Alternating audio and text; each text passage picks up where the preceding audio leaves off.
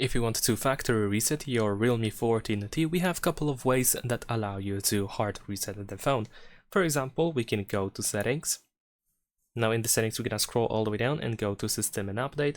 And then over here, you should be able to find the backup and reset option. And finally over here, we have a reset phone where we have the erase all data option. Of course, we need to enter our screen lock password and confirm that we want to clear all data permanently. This will clear the whole internal storage of your phone. However, if you don't want to use settings for some reason, or you can't use these settings, then you can also use the recovery mode. In order to access the recovery mode, we can first of all turn off our phone. So we're gonna press power button and volume up in order to open the power menu, and of course we want to swipe down to power off.